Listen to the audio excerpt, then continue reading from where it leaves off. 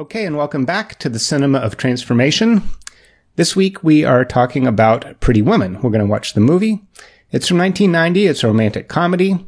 Very popular. Made a big, it made the career for Julia Roberts. It wasn't her first movie, but it was definitely her breakthrough that made her the star that she is today, even though it's over 20 years old. So we're going to look at the story origin, and we're mainly going to focus on masculine and feminine archetypes. Now, these do play out in the gender, the masculine in Edward, the man, and the feminine in Vivian, the woman, the pretty woman in the movie. But we're also going to look at the feminine aspect within a man and the male aspect within a female, which are called animus and anima from Carl Jung. We'll get a little more into that. And we're also going to take a look at some of the social economic class struggles or differences, maybe, and maybe not so much different, that are portrayed in this movie, having to do with their love story. So it is a love story, and it's kind of hard to say who the protagonist is, who the main character is, although it is Pretty Woman, and Vivian would be that Pretty Woman. Edward does a lot of transforming too. Actually, it's very symbiotic. They need each other, so they are both opponent and ally. And we'll see how this plays out. But first, let's take a look at the original story background. This goes all the way back to Ovid and his Metamorphosis from a couple thousand years ago. There was a sculptor named Pygmalion, and he was lonely, and he wanted so much to bring his beautiful sculpture, Galatea, to life, and he does. He enlists the help of the gods and goddesses, and I believe it's Athena, if I'm not wrong on that. You can fact check me. Who honors this wish and brings Pygmalion to life. Pinocchio, anyone? All right. And also, George Bernard Shaw, about 100 years ago, had a play called Pygmalion, named after the main character, sculptor of Ovid's drama. And this one is a little bit different. It's a little more manipulative. This Professor Higgins, on a bet, takes a common English girl and turns her into a refined lady. So there's manipulation, and it's also done for evil or not so good incentives or not so good terms, because it was on a bet, saying, well, I can. There's also a movie called Trading Places, Eddie Murphy, where also on a bet, they saw if they could switch kind of a street hustling guy and a well-respected Wall Street trader, that they were manipulated into changing some of their flipping their trading places. And also Ralph Bellamy was in both movies, Pretty Woman as well as Trading Places. Little aside there, little movie trivia. But that's basically the literary, perhaps, background and influence of this play. Although it was a screenplay, although it is an original screenplay, originally called 3000. That's a story point I'm sure you'll recognize when you watch the movie. But once they got the rights to the song Pretty Woman, then of course they had no other choice but then to call it Pretty Woman, because that was a great title. Okay, now back to the gender roles. We're talking about archetypes. Doesn't necessarily have to belong to a man or a woman, but we are looking at a love story between a man and a woman, and we're going to look at it this way. We can always interpolate or extrapolate for other purposes. And we're going to draw just a little bit, take a look at Taoism. I'm sure many are familiar with this yin-yang symbol, the yin dark part being the feminine, the receptive, aligned with earth, and where the yang is the light, the more active, and connected with the sun. So we have the heaven and earth going on here, very rich in Chinese philosophy, but also very much, as you can tell by the symbol, is very much about bringing these into balance. And one of the areas in which they get balanced even further is, you can see in the dark yin half, that there is a white or yang dot. Same with the light yang part, there is a dark yin spot. So even within the dark yin, there is a light part. Same thing with the yang. There's a feminine part within the masculine. And the Swiss psychologist Carl Jung used terms for these aspect within the other aspects. So within the female, the male aspect is called the animus, and within a male, the female aspect is called the anima. So that we'll see how this plays out. So I just wanted to introduce to you those terms, both from Taoism and from depth psychology, because they have a bearing on our story. Okay, so it is Pretty Woman, and the main character, the heroine, is Vivian. She is a Hollywood streetwalker, a street hooker. She has a background. She's not refined, but she's not really an idiot either. She has some very interesting sides to her. She relies on instinct. She has street smarts. But she's very much a child. She hasn't forgotten what it's like to laugh and play. She hasn't lost touch with her childlike nature.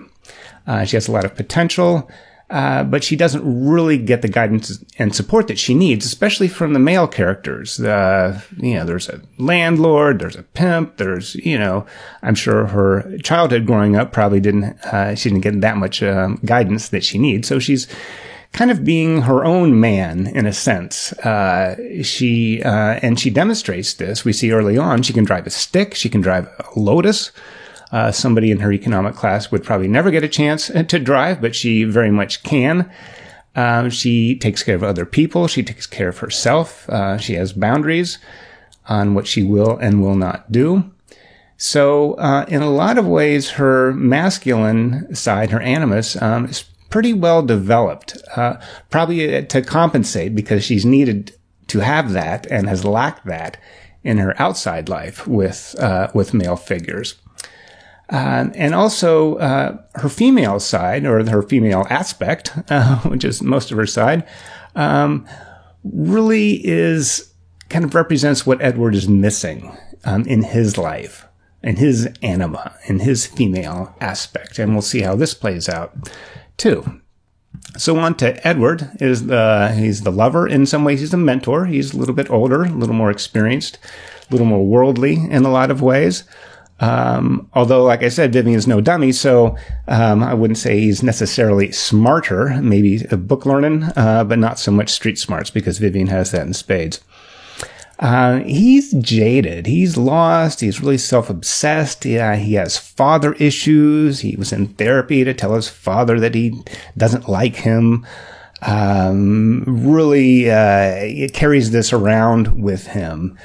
And that is part of his problem. And yet his male side is pretty well developed. It's not tempered by his feminine side that he is needing. And because of that, his masculine side has become a little too much, which also then includes some of the negative aspects. He tears companies apart and sells them. And there is at one point, he says to Vivian, where they kind of realize that maybe they're not that far apart, as different as they are. He says that, well, we both screw people for money, which is very true at that point. And we'll see how this changes towards the end. And also, I think, as I said before, he's very formal, very kind of grown up, but in an immature way. He's grown up, if that makes any sense. And he really has lost touch with his inner child, and that's where Vivian comes into his being. Okay, so speaking of daddy issues, one of the central characters as far as Edward's business goes, this guy Morse and his son, they are old school business people. They build ships. And Edward lies to them and says he's going to help save the company. And really what he wants to do is maneuver to buy it up cheap and then sell the parts off. And then once Morse finds this out, he feels betrayed by Edward, obviously.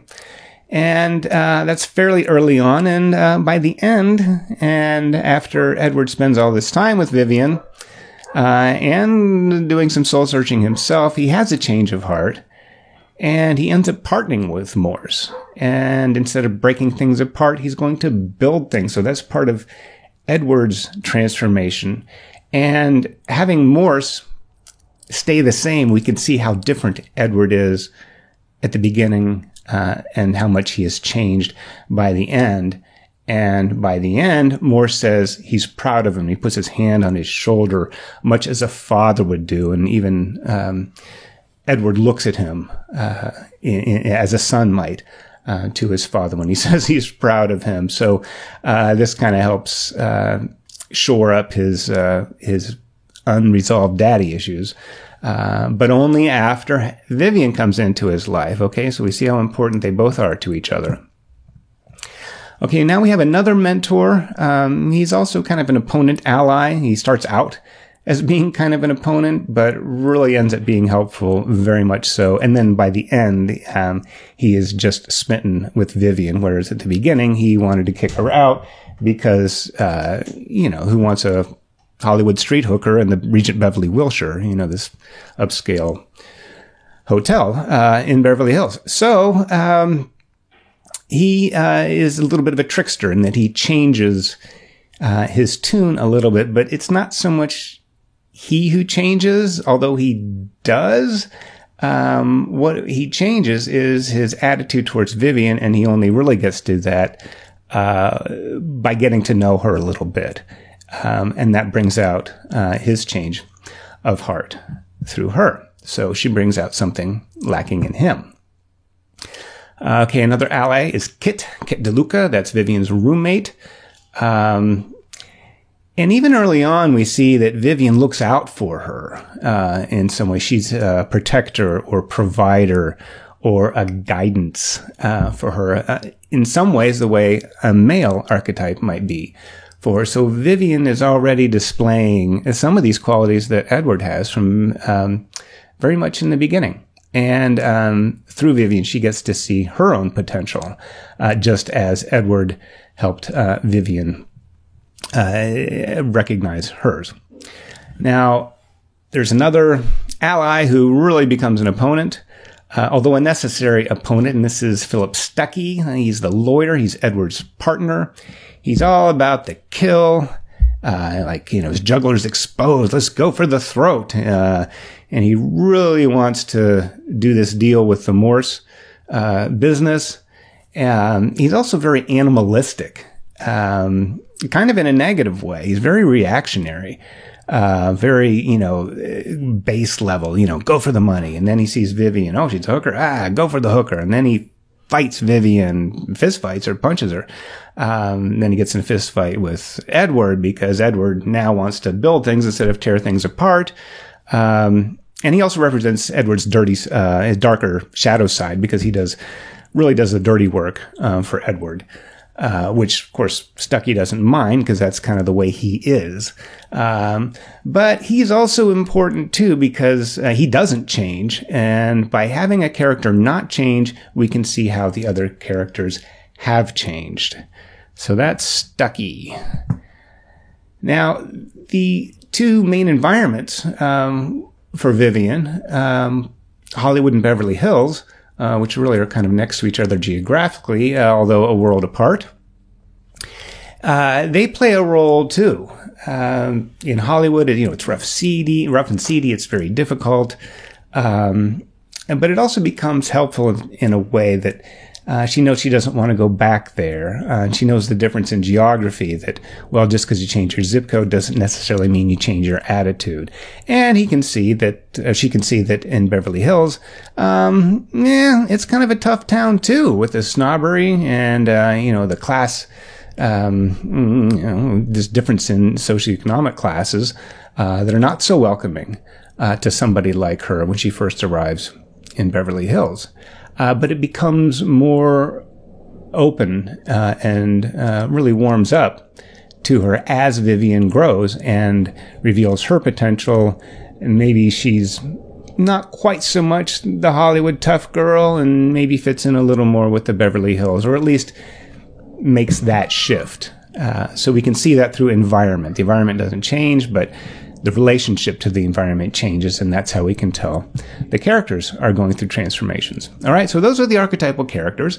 And now let's take a look at just a couple brief moments in the hero's journey, or the Act 1, 2, and 3. In this first act, the departure from Campbell, there's a call to adventure. He picks her up. Come on, I need help, with directions. Initially, he offered to give her $20 to get direction to Beverly Hills. Then she says, well, I'll take you, I'll drive, and take a bus back. And then finally, he ends up asking her to spend the night. So there was a little bit of a hesitation there, a little bit of a refusal of the call, a lot of negotiating, which is interesting because that's really what this guy does in his business. But then the next morning, the adventure becomes even bigger when he asks her to spend the week with him. And that's the whole rest of the movie, and how they can fall in love was through that. And that call was definitely answered.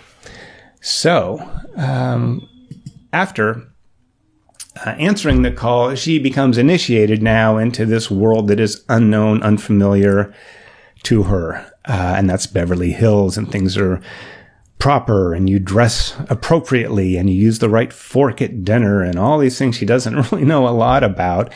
And it's hard at first. She gets turned down by the first shopkeeper she goes into, even if she has money. What she's wearing isn't very appealing to them when she shows up. Finally breaks down, and that's when we have our Hector, the guy from the hotel, giving her some assistance on which fork to use and where to actually find a good dress to wear to dinner, was what she needed to do. And this continues on. It's kind of ups and downs with that until we get to this midpoint. Here we are in the middle of the initiation phase, in the middle of Act 2, and it's really about the 1 hour mark, which is the very middle of the movie. And where this takes on a new flavor. She's already staying with him for the week. That's already been arranged. But what becomes different now is that Edward becomes actively involved with her. He takes her to the clothing store. He makes sure that she gets what she needs. And that's very different for Edward, really, to be involved like that. Usually he just either does things from the sidelines, or has somebody else do his dirty work, or just pay somebody to do stuff for him. But so he's very actively involved, and that's different for both of them. And here we can see that her transformation with her appearance and her mannerisms has definitely improved, and their connection deepens. Because if you remember from the beginning, she had a boundary that you never kiss a guy on the lips. That is when she's working. And guess what happens? They kiss on the lips. So that takes it to a whole nother level as far as their connection. And then through this initiation phase, we get to the appointment with death, this ordeal. Since it's a love story, really the death is the perceived or almost or seemingly death of the relationship, the death of the goal, the death of what's happening. Nobody really has to die. But things get bad, and then they get worse, and Stuckey comes in and assaults Vivian, punches her. Edward offers to put her up in a condo, and she says that's just geography. So she turns that down. So there's another refusal, but it's really kind of the end. They're nearing the end of this week together, and it's just the bad, the good parts were good, but the bad parts are bad. And something happened with this connection between Vivian and Edward. He opened her up to not only the world, but herself in such a way that she wants more. She actually wants more than Edward is able to offer at this point. And in some ways, that's Edward's fault in quotes, for showing her something better, helping her see something better in herself. So she explains to him that she wants the fairy tale. And of course, Edward is not able to give her the fairy tale. So that is the end of the relationship as far as we know. She goes back to Hollywood, and he's left with, okay, what to do? So this is a return. She returns to Hollywood, and she's, of course, dressed differently than she was when she lived there before this week. And she, again, mentions to Kit about how much potential she has and how she would like to see her to unfold that potential, much like Edward did with Vivian. And also spending this time with Vivian, Edward is able to find a little more of his lighter side, more of his child aspect that he had lost. So he'll take his shoes off when he's walking around barefoot.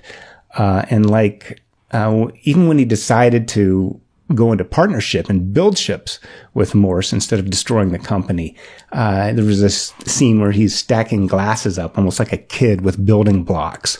So he really kind of got in touch with that side of himself through Vivian. And that is one of the gifts of the journey together that they had. Okay, and let me wind this up with this notion of the rule of threes. A lot of times in movies, there is a line of dialogue or a particular scene or something very, very similar that gets repeated 3 times. The first time, it's okay, it's just a movie line. Okay, so what? So he's on the penthouse. She finds out he's afraid of heights, asks, well, if you're afraid of heights, why do you stay in the penthouse on the top floor? And he says, well, it's the best. So that's one of his kind of quirks. And he has enough vanity, I guess, to get the best seat or the best hotel room, but he doesn't have the courage to really look out the window because he's afraid of heights. One of his contradictory aspects to Edward. Same thing happens again in the middle, in the second act. They go to the opera and she looks down from the box seat and says, wow, this is a great view. And he's like, oh, get back. And well, why are you sitting in these box seats if you're afraid of heights? And by then we know the answer. It's a very clever device. We know the answer and we almost say it as he says it. They're the best. Okay. Afraid of heights. But that's where the good stuff is. And that's where he goes. Even though he's afraid of heights and he can't enjoy it maybe as much, he knows it's the best and that's what he wants. Now, the third time of this rule of threes, there's a switch. It's like a bait and switch. Now things are different. And how this plays out differently in this rule of threes at the very, very end, it's actually one of the very last lines of the movie. This is how we know it's over and how really we know that Edward has transformed.